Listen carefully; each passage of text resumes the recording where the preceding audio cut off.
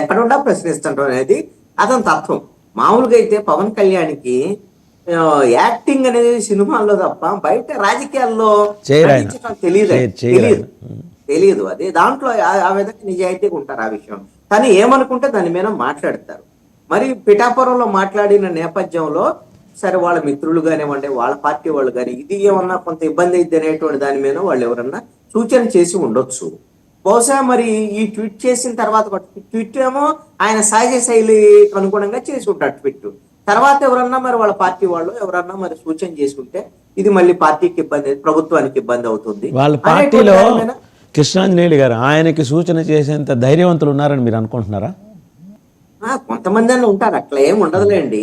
అంత నేను అనుకుంటాను పవన్ కళ్యాణ్ అంత నియంత్రణతో పోకడలతో ఉంటారని కూడా నేను అనుకోను.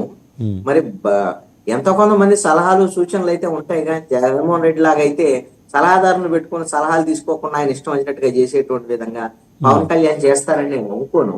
కొంత డెమోక్రటిక్ గానే ఉంటారు.